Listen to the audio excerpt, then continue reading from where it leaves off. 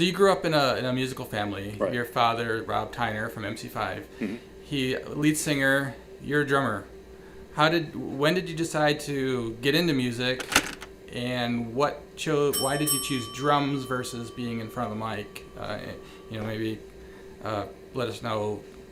What were you thinking, and what led you to your decision to become a drummer? All right. So what had happened was, the story is, in the Grande Ballroom, backstage, my mom was pregnant with me, and the Five was doing a show with the Who, and the Who got rushed. The stage got rushed, and so they got in their dressing room. The dressing room got broken into too, so they ran into the Five's room too.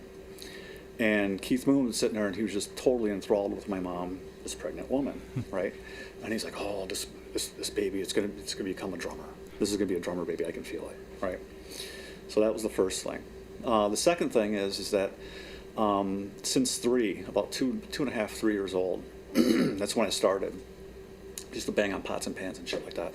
And so my dad used to sit me on his lap, right, and play, or he'd sit like across from me and play, like hold my hands and play.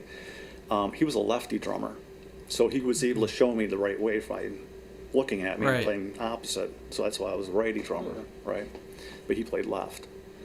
And so I got like those little funky drum kits, whatever, to get the paper heads on them and stuff, whatever. You tear them up in like a day. Mm-hmm.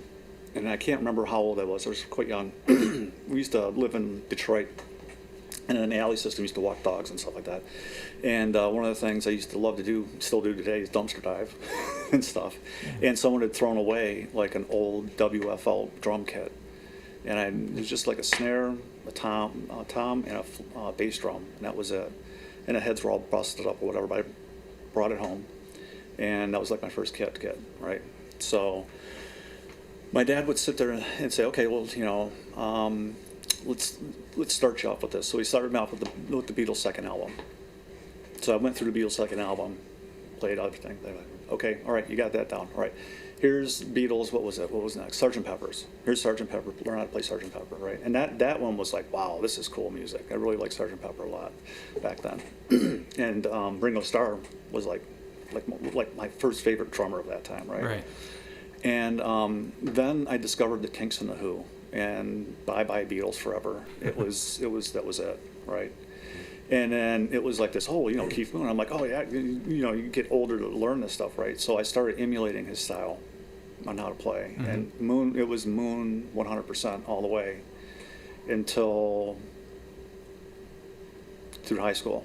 First time I did debut that first style was the tribute concert for my dad's. There's like 4 shows, and I played with a band with some people who were still in high school. This band was called Ox. We were in a video productions lab together at vocational school, and they wanted to have a band, play at the first gig that started off. Was it the first gig or the second gig? Whatever. It was Thursday, Friday, Saturday, or whatever.